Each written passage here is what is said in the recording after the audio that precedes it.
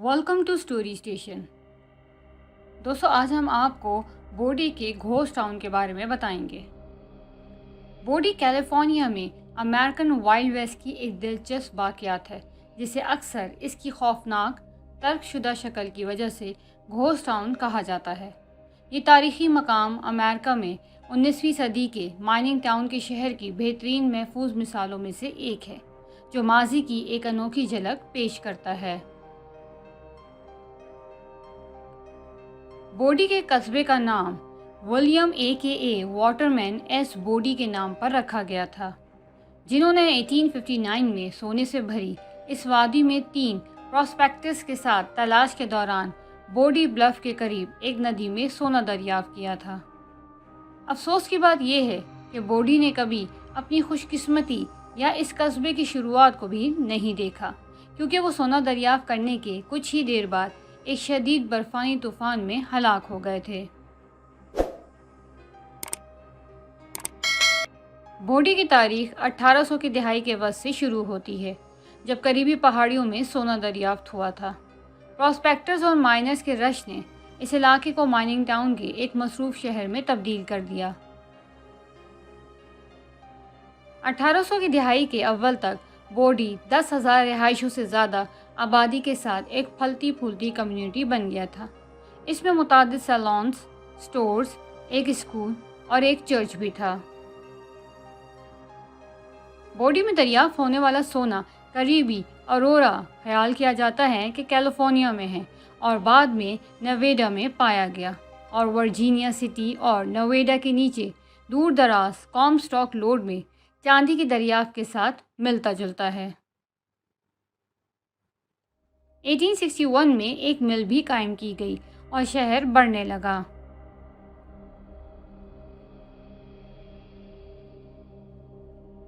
लेकिन जब इन दोनों कस्बों में तेज़ी से इजाफा हुआ तो बोडी में दिलचस्पी कम रही।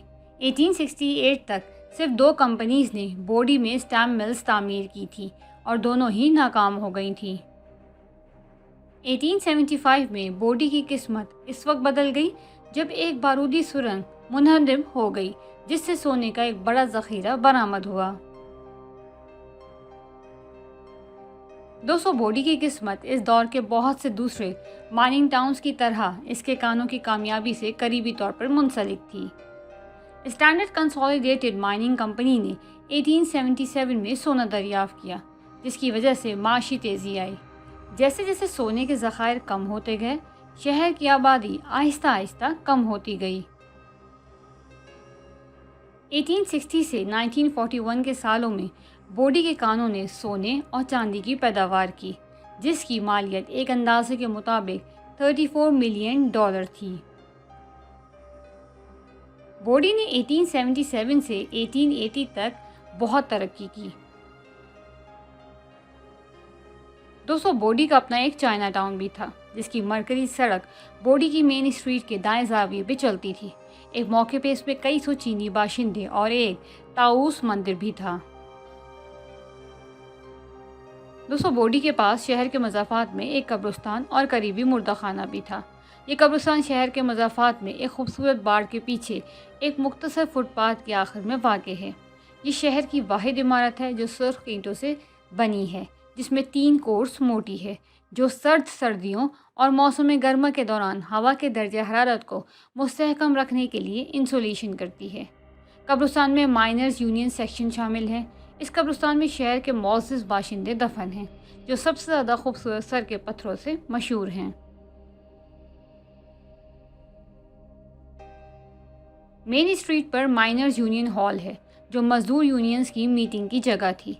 इसने एक तफरीही मरकज़ के तौर पर भी काम किया, जिसने कॉन्सर्ट, ड्रामों और स्कूल की मेज़बानी की, और अब ये एक म्यूज़ियम है। यहाँ एक स्टैंडर्ड मिल भी थी, जो अपने बड़े पैमाने पर लकड़ी के पहियों और गियर्स के साथ सनद और अज़ाइम की कहानियाँ सुनाती है। इसने लोहे की प्रोसेसिंग और सोने को निकालने में अहम किरदार अदा किया था। दोस्तों, बोडी स्कूल हाउस एक मामूली सा ढांचा है, जो गुजरे हुए दिनों से बच्चों की हंसी और गुफ्तगू से गूंजता है। इसके डेस्क, ब्लैक बोर्ड और दरसी किताबें नौजवान जहनों के ख्वाबों की तर्जुमानी करती हैं। पार्किंग की जगह के पास रेस्ट रूम और पुरानी इमारतों में एक छोटा सा म्यूजियम और बुक स्टोर है। 1910 में आबादी 698 अफराद रिकॉर्ड की गई थी, जो ज़्यादातर ख़ानदान थे जिन्होंने जाने के बजाय बोडी में रहने का फ़ैसला किया। बोडी को पहली बार 1915 में घोस्ट टाउन के तौर पर बयान किया गया था, एक ऐसे वक्त में जब ऑटो ट्रैवल में इजाफा हो रहा था। बहुत से मुसाफिर गाड़ियों के ज़रिए बोडी पहुँचे। 1920 तक बोडी की आबादी अमरीकी वफाकी मरदमशुमारी के ज़रिए कुल 120 अफराद पर रिकॉर्ड की गई थी। 1932 में कारोबारी ज़िले में ज़वाल और शदीद आग के बावजूद बोडी के पास 20वीं सदी के तकरीबन निصف हिस्से में मुस्तकिल रहायशी थे। बोडी में 1877 से 1942 तक एक पोस्ट ऑफिस भी चलाया गया। 1940 की दिहाई में घोस्ट टाउन को तोड़फोड़ के ख़तरे का सामना करना पड़ा। 3 ख़ानदान जो ज़्यादातर ज़मीन के मालिक थे, उन्होंने शहर के ढांचे की हिफाजत और देखभाल के लिए निगरानों की खिदमात हासिल की। मार्टिन जिनेटुनी 1943 में बोडी में रहने वाला आखिरी 3 अफराद में से एक निगरान था। दोस्तों, बोडी अब एक मुस्तनद वाइल्ड वेस्ट घोस्ट टाउन है। शहर को 1961 में कौमी तारीखी मकाम करार दिया गया था और 1962 में रियासती पार्लियामेंट ने बोडी स्टेट तारीखी पार्क की तश्कील की इजाज़त दी। मजमूई तौर पर 170 गोल्ड रश घोस्ट टाउन इमारतें बाकी रह गई हैं। बोडी को कैलिफोर्निया की तारीखी रियासत ने सोने के रश घोस्ट टाउन का नाम भी दिया था। शदीद बर्फबारी की वजह से बोडी जाने वाली सड़कें आमतौर पर सर्दियों में बंद रहती हैं। कस्बे का सिर्फ एक छोटा सा हिस्सा बच गया है, जिसमें तकरीबन 110 ढांचे अब भी मौजूद हैं, जिनमें से एक कभी ऑपरेशनल गोल्ड मिल्स हुआ करती थी। विजिटर्स एक ऐसे कस्बे की वीरान गलियों पर चल सकते हैं जो कभी सरगर्मियों का एक मसरूफ़ इलाका हुआ करता था। अंदरूनी हिस्से वैसे ही हैं जैसे वो छोड़कर गए थे और सामान से भरे हुए थे। 1962 में कैलिफोर्निया स्टेट पार्क्स ने बोडी को कौमी तारीखी मकाम और रियासती तारीखी पार्क करार देकर इसकी हिफाजत की। आज ये बिल्कुल वैसा ही नज़र आता है जैसे कि 50 साल पहले हुआ करता था, जब आखिरी रिहायशी चले गए थे।